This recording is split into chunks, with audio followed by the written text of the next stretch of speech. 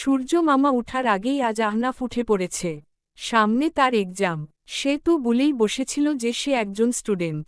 মনোযোগ তার পড়ার টেবিলে। ঘণ্টাখানেক পড়ার পর উঠে দাঁড়াল সে। ঘড়ির কাঁটা ৮-এর ঘরে। আহনাফের ঘুম পাচ্ছে। সে কিচেনে গেল কফি বানাতে।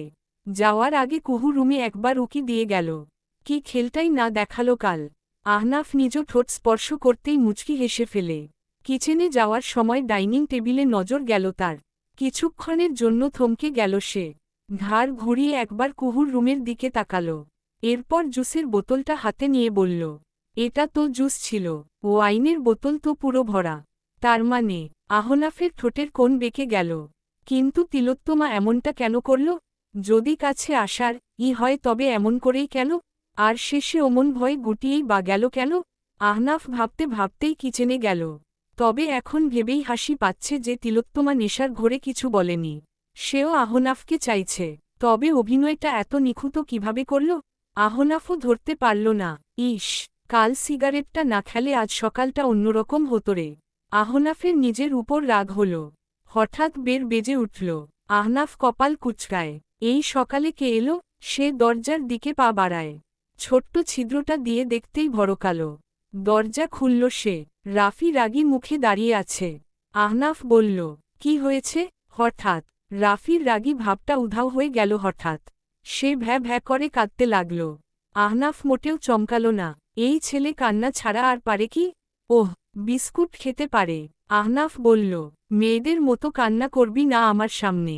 আগেও বলেছি। ভাই আমা রো বি থি হ তু ক। আহনাফ ধমকে উঠল, চুপ প। তুই নিজে বুঝছিস যে তুই কি বলছিস? কান্না বন্ধ না করলে এক ঘুষিতে নাক ফাটিয়ে দিব। রাফি হেঁচকি তুলতে তুলতে আবার এইভাবে বলল, মমম রো। আহনাফ এবার নিজের পায়ের জুতোটা খুলতে নিলে রাফি বলে উঠল, রোদের বিয়ে ঠিক হয়েছে। তুমি কিছু বললে না কেন? আহনাফ সোজা হল। এরপর কিছু না বলেই ভেতরে চলে যায়। রাফিও দরজা লাগিয়ে পেছনে ছুটল। ভাই, ও ভাই, আমার রোদ। আহনাফ 2 কাপ কফি বানিয়ে সোফায় এসে বসল। একটা রাফির দিকে বাড়িয়ে দিল।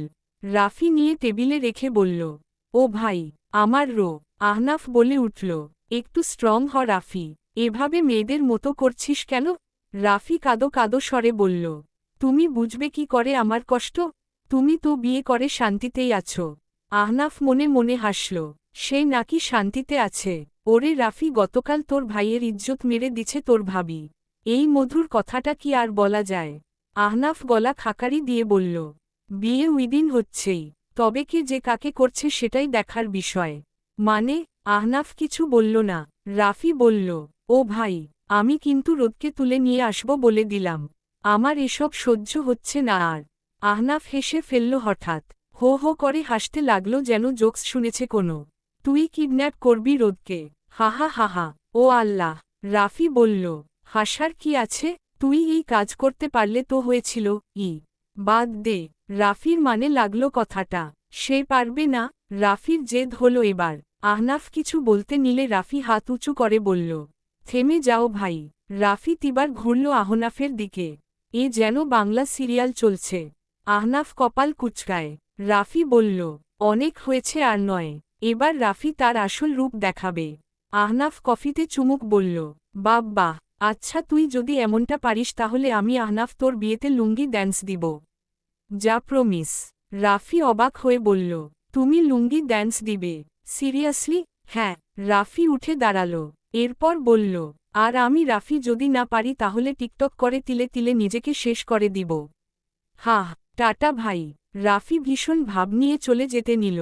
আহনাফ পেছনে থেকে বলে উঠল, টিকটক আইডি কি আমি খুলে দিব? রাফি দাঁড়িয়ে পড়ল। এরপর বলল, লুঙ্গি কি আমি কিনে পাঠাবো ভাই? আহনাফ রাফির কনফিডেন্স দেখে বাহবা দিল। তবে মুখে বলল, সময় কথা বলবে। রাফি চলে গেল। আহনাফ নিঃশব্দে হাসল। শাহরিয়ার কুঞ্জে হইচই লেগে গেছে। শাহরিয়ার বংশের 2টো ছেলের বিয়ে একদিনে। এটা কি কম কথা? আগে থেকেই সবাই প্ল্যানিং শুরু করে দিয়েছে। রোদেলা ভার্সিটি যাওয়ার উদ্দেশ্যে নেমে এসেছিল। কিন্তু সবার এত হইচই দেখে আর বের হয়নি এখনো। কাকে কাকে নিমন্ত্রণ করবে সেই লিস্ট করা হচ্ছে। এ বলছে তার নাম লিখেছ। সে বলছে এর নাম লেখো, ভালো উপহার আনবে। আবার একজন বলছে, একে দাওয়াত দিলে কাচের বাটি দিবে, একে দাওয়াত দিও না। মূলত লিস্ট করছিল জেরিন বেগম আর আনিসা বেগম। অখিল শাহরিয়ার আর সাজ্জাদ শাহরিয়ার শুধু দেখে যাচ্ছে এদের। রাহুল বলল, সবাইকে জানিয়েই বিয়ে করব, কিপটামো না করে সবাইকে দাওয়াত দাও। বেইবি তুমি কি ভার্সিটি যাচ্ছ? সবার সামনে বেইবি বলায় রোদেলা একটু ভরকালো।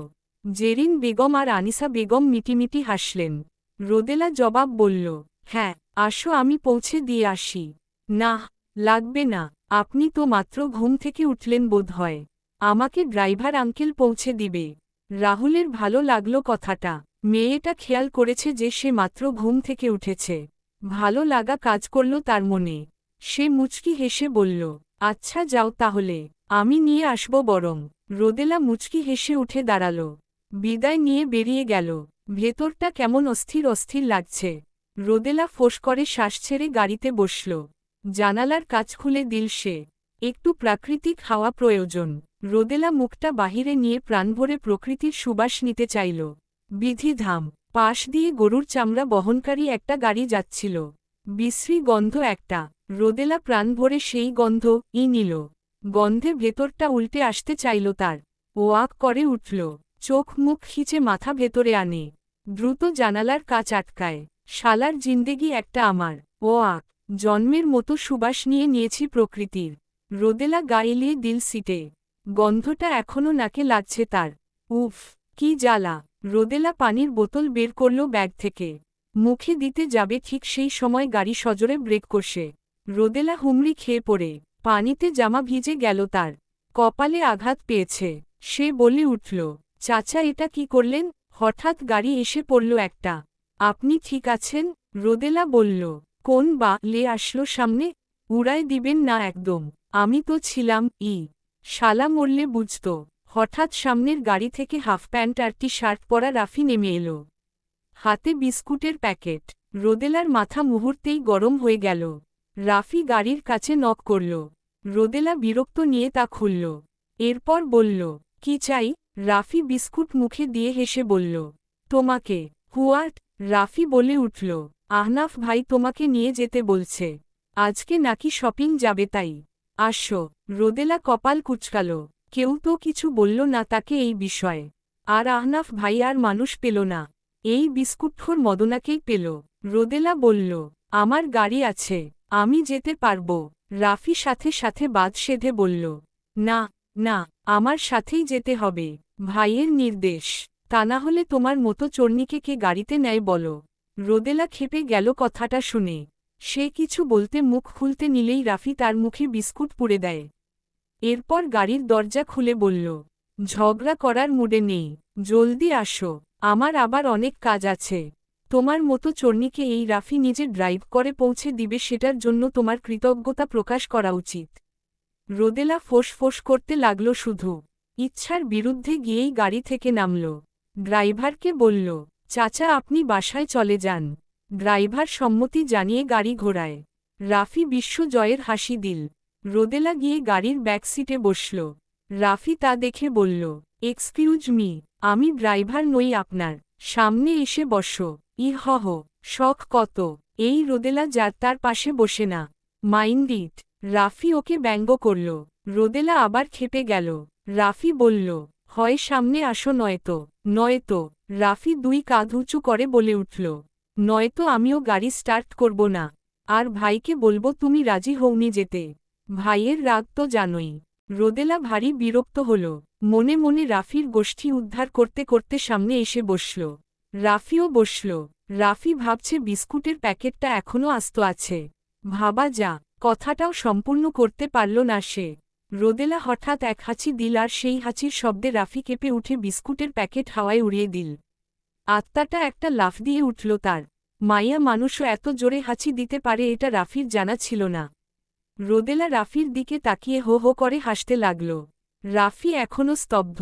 হুঁশ ফিরতেই যে না ভ্যা ভ্যা করে কাঁদতে যাবে অমনি রোদেলা সেই কাজটা করে দিল। রোদেলা ভ্যা ভ্যা করে মিকা কান্না করে রাফির মতো বলতে লাগল, আমার বিস্কুট। এটা তুমি কি করলে চর্নি? আমার বিস্কুটের সাথে কিসের শত্রুতা তোমার? রাফি অবাক চোখে তাকিয়ে রইল। রোদ তাকে নকল করল? রোদেলা বলে উঠল, এটাই বলতেন না? কিছুক্ষণ নীরব থেকে দুজনেই হেসে উঠল। এই প্রথম বোধহয় ঘটল এমন। গাড়িটা তাদের হাসির শব্দে মুখরিত হল। রাফি স্টার্ট দিল গাড়ি। রোদেলা হঠাৎ হাসি থামিয়ে নিজেকে গম্ভীর করল। এটা কি করল সে? এই মদনার সাথে হাসল কেন সে? উফ! এদিকে রাফি হেসেই চলেছে। দাড়ি, দাড়ি, সূর্যের কিরণ আজকে ঝলসে দিচ্ছে যেন সব। আনোয়ারা বেগম কাপড় ধুয়ে ছাদে দিয়ে এসে মাত্র সোফাতে বসেছিলেন। অমনি বেল বেজে উঠল। উনি বিরক্ত নিয়ে দরজা খুললেন। দরজার অপর পাশের মুখটা দেখতেই সেই বিরক্তি হাওয়ায় মিলিয়ে গেল। আরে হো, নাতাশা, এসো এসো। নাতাশা হেসে সালাম দিল তাকে। আনোয়ারা বেগম জবাব দিয়ে ভেতরে নিয়ে এলেন ওকে। নাতাশা আজকে খয়েরি রঙের একটা শাড়ি পরেছে। ওকে একবার নিচ থেকে উপর পরক করতেই আনোয়ারা বেগম হাঁ হয়ে গেলেন। দেখতে ভারী মিষ্টি লাগছে তাকে। আনোয়ারা বেগম মনটা বলে উঠল, ইস, এমন একটা মেয়ে যদি আমার ছেলের বউ হতো। নাতাশা আনোয়ারাকে তাকিয়ে থাকতে দেখে বলল, আন্টি, আয়ান কোথায়? আনোয়ারা বেগম হুঁশে ফিরলেন। ওই হতচ্ছাড়া তো ঘুমাচ্ছে। ঘুমায় রাত করে আর উঠে দেরি করে। একটা বিয়ে দিলে যদি ঠিক হয় এখন। বিয়ের কথা শুনে নাতাশা হেসে বলল, পাত্রী দেখব নাকি? আনোয়ারা বেগম আবার তাকালেন ওর দিকে। নাতাশা একটু ভরকালো। আনোয়ারা বেগম বললেন, মা তুমি কি বিবাহিত? আরে না আন্টি, তুমি ছেলেটাকে ঠিক করতে পারবে না? ছেলে কিন্তু খারাপ নয় ও। নাতাশা মনে মনে বিশ্বজয়ের হাসি দিল। বাহিরে লাজুক হাসল। আনোয়ারা বেগম তো আগেই বুঝেছিলেন। ওর হাসি আনোয়ারা বেগমকে পজিটিভ সংকেত দিল। ছেলেটার একটা ব্যবস্থা করতে পারলে তার মোড়েও শান্তি। হেসে জড়িয়ে ধরলেন নাতাশাকে। দাড়ি, দাড়ি, শুনছেন? আপনার জন্য চা নিয়ে এসেছি। নাতাশা আস্তে করে বলল কথাটা। এরপর ফিক করে হেসে ফেলল। মাথায় শাড়ির আঁচল দিয়ে বউ সেজেছে সে।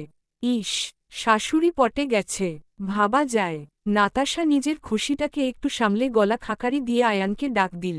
আয়ান, আয়ান শুনছ? আয়ান উপুর হয়ে শুয়ে রয়েছে। গায়ে একটা পাতলা টি শার্ট আর শর্ট প্যান্ট। নাতাশা এবার আয়ানের বাহু ধরে ডাকল। আয়ান ঘুমের মাঝেই বলল, উমম, সুহাসিনী, ঘুমাতে দে। নাতাশা ফোঁস করে শ্বাস ছাড়ল। এরপর বলল, সুহাসিনীর বিয়ে হয়ে গেছে, এটা তোমার নাতুশিনী। উঠো এখন। আয়ান উঠল না, ওভাবেই পড়ে রইল। নাতাশা কিছু একটা ভাবল। এরপর আয়ানের কানের সামনে মুখ নিয়ে জোরে চেঁচিয়ে উঠল আয়ান বলে। আয়ান ধরফরিয়ে উঠে বসল। আত্মা কেঁপে গেছে তার, কানটাও বোধ হয় গেল। ঘুমোঘুম চোখে নাতাশার দিকে তাকালো সে। ভেতরটা ধক করে উঠে ছেলেটার। নাতাশা খিলখিল করে হাসছে। শাড়িতে ওকে আজই প্রথম দেখল আয়ান। হাঁ হয়ে গেল ছেলেটা। এদিকে নাতাশা হেসেই চলেছে। আয়ানকে হাঁ করে তাকিয়ে থাকতে দেখে তার হাসি থেমে গেল। লাজুক হাসল মেয়েটা। বলল, কেমন লাগছে আমাকে? আয়ান আনমনেই বলে উঠল, অপরূপা। নাতাশা অবাক হল। আশা করেনি এটা সে। ভেবেছিল এড়িয়ে যাবে বোধহয়। নাতাশা হেসে বলে উঠল, ধন্যবাদ। আয়ান হুঁশে ফিরল। এরপর নিজেকে ঠিকঠাক করে বলে উঠল, তুমি এখানে কি করছো? নাতাশা বসল ওর পাশে। আয়ান একটা বালিশ নিয়ে নিজেকে ঢাকার প্রয়াস চালাল। নাতাশা তা দেখে ফিক করে হেসে ফেলল। আয়ান অপ্রস্তুত হল খানিকটা। নাতাশা বলল, ছেলে মানুষ হয়ে এত লজ্জা পাও? আয়ান প্রত্যুত্তর করে না। নাতাশার চোখ হঠাৎ বিছানার পাশে একটা ছবির উপর গেল। ছবিটা হাতে উঠিয়ে নিল সে। আয়ান ভরকে গেল। নাতাশা ততক্ষণে দেখে ফেলেছে ছবিটা। কুহুর হাস্যোজ্জ্বল একটা ছবি। আয়ান খপ করে সেটা কেড়ে নিল। নাতাশা ফোঁস করে শ্বাস ছাড়ল। এসব আর কতদিন? যতদিন বেঁচে থাকব। নাতাশা বলল, কুহু আহনাফের সাথে সুখে সংসার করছে। আর তুমি এভাবে কেঁদে কেটে ভাসাচ্ছ। তোমার কি উচিত না কাজ করে ওদের মনে জ্বালা ধরিয়ে দেওয়া? আয়ান কপাল কুঁচকে বলল, মানে? তুমিও সেইম কাজ করো। বিয়ে না করো, গার্লফ্রেন্ড বানাও। ওদের সামনে তাকে নিয়ে ঘুরো।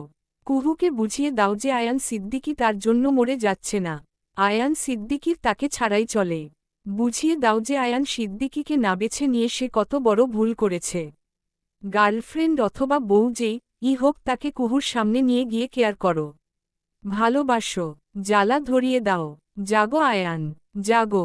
জেগে উঠো আয়ান সিদ্দিকী, জাগো। আয়ান হঠাৎ জোরে গর্জন করে উঠল। নাতাশা ভয়ে খাট থেকেই পড়ে গেল। পাশের বাড়ির ছাদ থেকে দুটো কাক কা করতে করতে উড়ে গেল ভয়ে। আয়ানের চোখে আগুনের আভা। সে বলে উঠল, তুমি ঠিক বলেছ নাতাশা। আয়ান সিদ্দিকী বুঝিয়ে দিবে তাকে যে সে কত বড় ভুল করেছে আয়ানকে বেছে না নিয়ে। তুমি সঠিক সময় সঠিক কথা বলেছ নাতাশা। তুমিই আমার সত্যিকারের বন্ধু। নাতাশা, নাতাশা, নাতাশা হাত উঁচু করে নিচ থেকে বলল, আছি, আছি। আয়ান ভড়কে গেল। ওর দিকে তাকিয়ে বলল, তুমি নিচে কি করছো? নাতাশা মেকি হেসে বলল, কিছু না, কিছু না। রান্নাঘর থেকে আনোয়ারা বেগম চেঁচিয়ে উঠলেন, এমন করে চেঁচাচ্ছিস কেন রে আজাতের বংশধর? খুন্তি নিয়ে আসব নাকি? আয়ান খুব খুব করে কেসে উঠল। কিছুদিন আগেও বাড়িতে অল্প কিছু হলেও সম্মান ছিল তার। বাড়িতে বেশি দিন আছে বলে সেটাও আর তার মা এখন তাকে দেয় না। আয়ান সেসব ভাবল না আর। সে বলে উঠল, কিন্তু মেয়ে পাব কোথায় আমি? নাতাশা? নাতাশা কোমর ধরে উঠে বসল। মনে মনে বলল, কানা নাকি বে?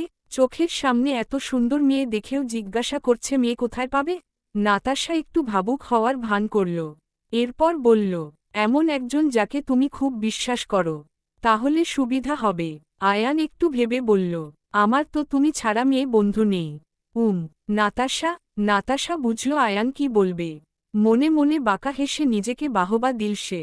মুখে বলল, বলো। নাতাশার ভাবনায় গোবর ঢেলে আয়ান বলল, তোমার পরিচিত কেউ নেই? নাতাশা বোকা নয়নে তাকাল। আয়ান বলল, নেই।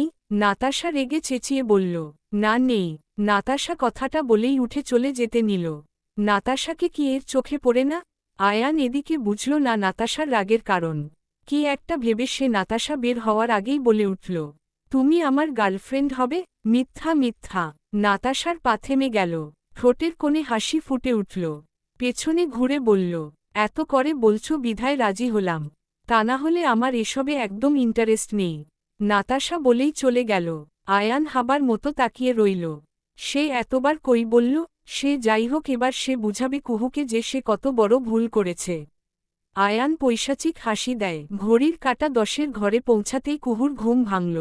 পিটপিট করে তাকাতেই চমকে উঠল। আহনাফ একদম তার মুখের সামনে তার দিকেই তাকিয়ে। কুহু কাপা কাপা স্বরে বলল, কি দেখছেন? আহনাফের ছোট্ট জবাব, তোমাকে। কুহুর হঠাৎ কাল রাতে কথাগুলো মাথায় আসতেই ভয়েরা ঘিরে ধরল। কি নাটক করল সে কাল? কিন্তু আহনাফ তাও তাকে কাছে টেনে নেয়নি। শেষে যদিও কুহুর নিজের অতীতের কথা মনে পড়ে বাজে হাল হয়ে গিয়েছিল। কিন্তু আহনাফ তো চাইলেই পারত সেসব অবজ্ঞা করে জোর করতে। কারণ কুহু যেভাবে উস্কিয়ে দিয়েছিল তাকে তাতে। ছেলেটা সত্যিই ভালো। কুহুর মনে আর সন্দেহ নেই। রেনান ভুলভাল বুঝিয়েছিল তাকে গতকাল। কিন্তু ভয়টা হচ্ছে আহনাফ কি বুঝে গেল? আহনাফ হঠাৎ ওর দিকে আরও ঝুঁকল। তার নিঃশ্বাসও কাউন্ট করা যাবে এত নিকটে সে। কুহু একটা শুকনো ঢোক গিলল। আহনাফ তার সিগারেটে পোড়া ঠোঁট নেড়ে বলল, গতকাল সিডিউস করে পরে ওভাবে দূরে সরিয়ে দিলে। দ্যাটস নট ফেয়ার, তিলোত্তমা। কুহুর ভেতরটা কেঁপে উঠল। সে কিছু বলতে নিলে আহনাফ তার ঠোঁটে আঙুল স্পর্শ করে বলল, শশস, কোনো কথা নয়। নর্মাল একটা জুস খেয়েই আপনার নেশা হয়ে গেল, ম্যাডাম। এত নাটক কেন করলেন? ধৈর্যের পরীক্ষা নিতে? তবে এখন বলুন তো, আমি কি পাশ করেছি এই পরীক্ষায়? আহনাফের গরম শ্বাস আছড়ে পড়ছে তার মুখের উপর। কুহু কিছু বলে না। আহনাফ আঙুল সরিয়ে নিয়েছে। তবে কুহুর উত্তর না পেয়ে বলল, I think I win. Right? কুহু ঠোঁট কামড়ে উপর নিচ মাথা নাড়ে। আহনাফের ঠোঁটের কোণ বেঁকে গেল তা দেখে। এখন তাহলে আমার প্রাইজটা? কুহু কাপা কাপা স্বরে বলল, আমি আসলে ওভাবে কিছু করতে চাইনি কাল। আসলে কাল। আহনাফ তার কথা সম্পূর্ণ হতে দেয় না। বাধা দেয় তার ওষ্ঠের দ্বারা। কুহুর চোখ বড় বড় হয়ে গেল। পুরো কথাটা শোনা দরকার তার। কুহু ওকে ঠেলে সরাতে চায় কিন্তু আহনাফ তার খসখসে দানবীয় হাত দ্বারা তার হাত চেপে ধরে। কুহু ডানদিকে ঘুরে গেল। আহনাফের ওষ্ঠ তার গাল স্পর্শ করল। আহনাফ বিরক্তিতে সূচক শব্দ করে। কুহু বলল, পুরো কথাটা শোনেন আগে। আমি কালকে সব রেনানের কথাতে ভুল বুঝে করেছি। আহনাফের রাগ উঠে গেল এমন সময় রেনান নামক আপত্তার কথা বলাতে। কুহু বলে উঠল, সে আমাকে গতকাল উল্টোপাল্টা বলেছে যে আপনি আমাকে শুধু ভোগ করতে বিয়ে করেছেন। আপনি? আহনাফ আচমকা কুহুর হাত ছেড়ে দিল। ও বলল, আর তুমি বিশ্বাস করে ফেললে? কুহু কিছু বলতে নিলে আহনাফ তাচ্ছিল্য করে হেসে বলল, ওয়াও, এই বিশ্বাস তোমার আমার উপর? ওহ, তুমি তো আমাকে ভালোই বাসনি কোনোদিন। বিশ্বাস করবে কেন আবার? আহনাফ আহনাফ উঠে গেল। এরপর বলল, একটু আগে আমার কাজের জন্য আমি খুব দুঃখিত। আপনার যদি মনে হয় আমি আপনাকে এজন্য এখানে রেখে দিয়েছি তাহলে প্লিজ চলে যাবেন। আমি আটকাবো না। আহনাফ কথাগুলো বলে চলে যেতে নিলে কুহু তার হাত ধরে ফেলল। আহনাফ, ভুল বুঝছেন আপনি আমাকে। আমি ওকে বিশ্বাস করিনি। আমি তো শুধু গতকালকের নাটকটা। হা, তুমি একটু হলেও বিশ্বাস করেছ। কুহু, বাদ দাও। কুহু। আহনাফের মুখে কুহু ডাকটা বড্ড বেমানান লাগল। বুকটা চিনচিন করে উঠল। কুহু হঠাৎ ভাঙা স্বরে বলতে লাগল, আহনাফ, ভুল বুঝবেন না প্লিজ। আপনাকে বিশ্বাস না করলে আপনার কাছে নিজেকে সঁপে দিতাম আমি। বললাম তো বাদ দাও। তবে এমন কিছু মনে হলে চলে যেও কুহু। আহনাফ শাহরিয়ার কেমন তার সে মুখে বলে বুঝাতে চায় না। যেদিন চিনবে ঠিক করে সেদিন ফিরে এসো বরং। হাত ছাড়ো কুহু, ছাড়ো। আহনাফ কুহুর হাত ঝাটকা মেরে সরিয়ে চলে যেতে নেয়। আহনাফ মনে মনে কাউন্ট করছে আর দরজার দিকে এগোচ্ছে। 1.1, 2.2, 3.3, 4, 5। কুহু দৌড়ে এসে আহনাফকে ঝাপটে ধরল পেছনে থেকে। কাঁদছে মেয়েটা। এইভাবে কষ্ট দিবেন না আহনাফ। আমি আপনাকে ছাড়া থাকার কথা যে এখন ভাবতেও পারি না। ভালোবাসি আহনাফ। এভাবে কষ্ট দিবেন না। আহনাফ হাসছে এদিকে। বহু কষ্টে গম্ভীর স্বরে বলল, রাগ উঠে আছে কুহু, ছাড়ো। কুহু কাঁদতে কাঁদতেই বলল, লের কুহু, তোর নানি কুহু, আমি তিলোত্তমা, কোনো কুহু টুহু না। আহনাফ বলল, ছাড়ো আমাকে। রাগের মাথায় কিছু করে কষ্ট দিতে চাইছি না তোমাকে। কুহু ছাড়ল তো না, বরং আরও শক্ত করে চেপে ধরল। না, না, ছাড়ব না। কুহু হঠাৎ ওকে পেছনে থেকে ছেড়ে সামনে এসে জড়িয়ে ধরে। আহনাফ ঠোঁট কামড়ে হাসি আটকানোর চেষ্টা করে। কুহু বলে উঠল, আমি বিশ্বাস করি আপনাকে, অনেক বিশ্বাস করি। প্রমাণ? আহনাফ এক ভ্রু উঁচু করে জিজ্ঞাসা করল।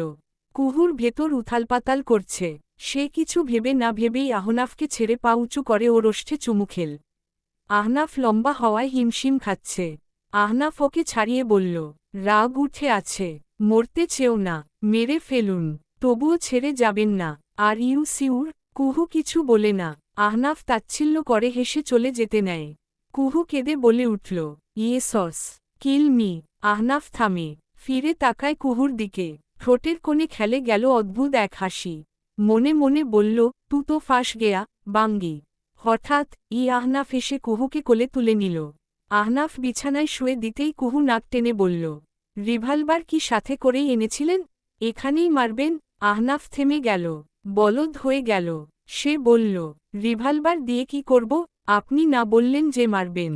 আহনাফ কিছুক্ষণ তাকিয়ে রইল ওর দিকে। এরপর হঠাৎ হেসে ওর কানের কাছে মুখ নিয়ে বলল, এই মার সেই মার নয়লা। এই মার আহনাফের স্পেশাল ভালোবাসার মার। কুহু হতভম্ব হয়ে বলল, আহনাফ বলল, প্র্যাকটিক্যালি বোঝাই আসো।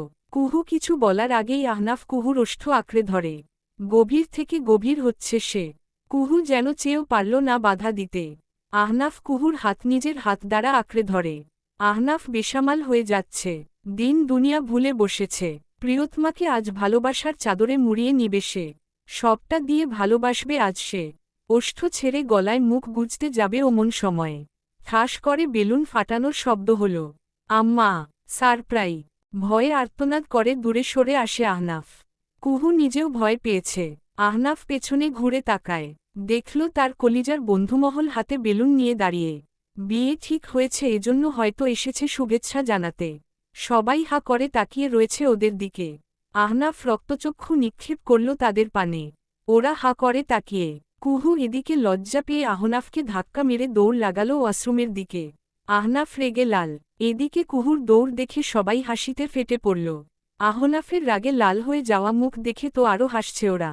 ফ্লোরে বসে পড়েছে হাসতে হাসতে।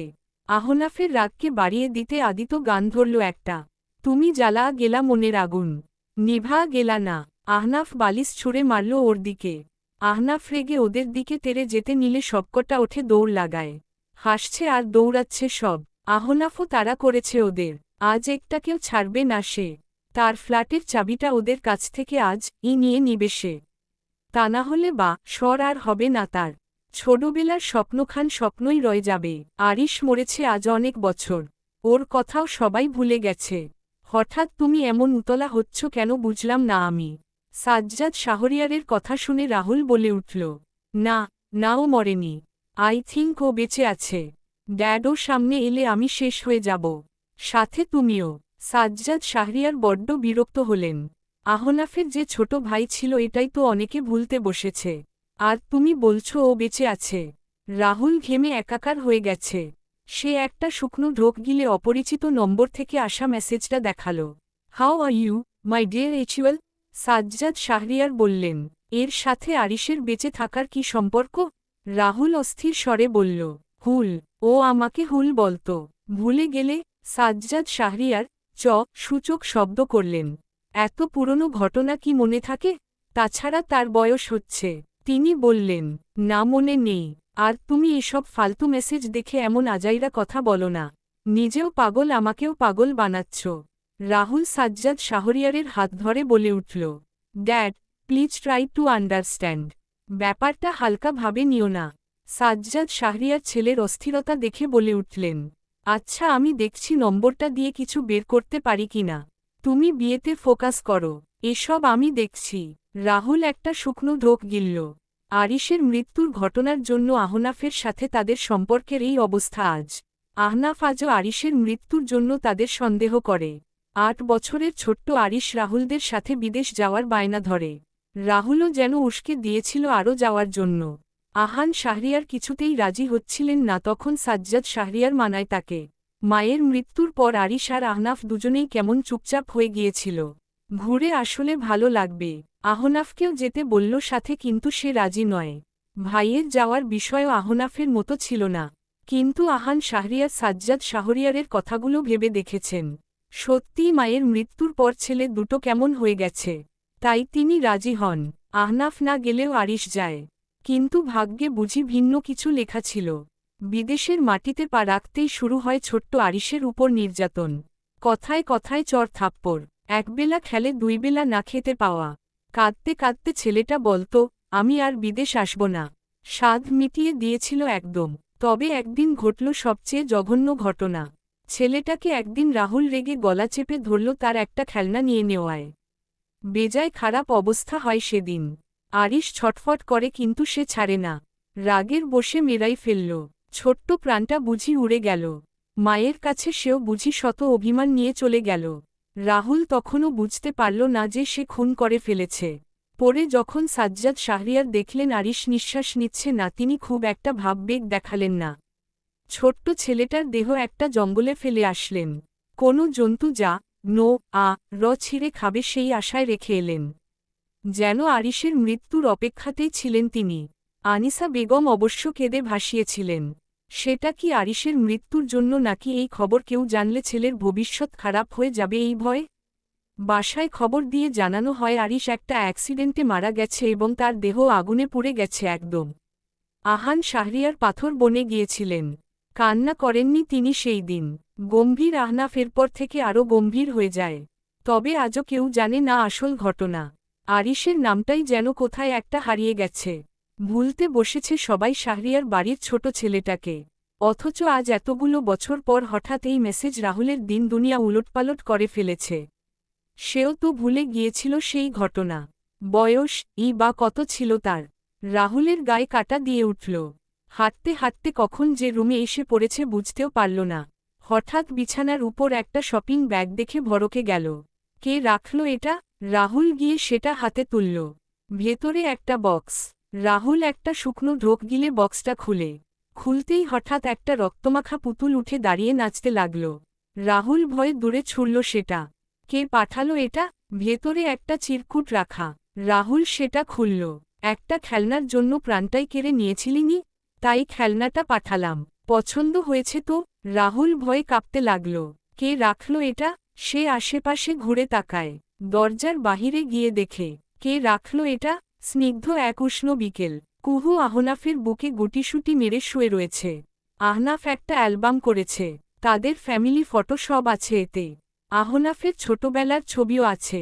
সব একে একে দেখাচ্ছে আহনাফ। হঠাৎ একটা ছবিতে এসে আহনাফ থামে। তিনটা ছেলে দাঁড়িয়ে আর মাঝে একটা মেয়ে।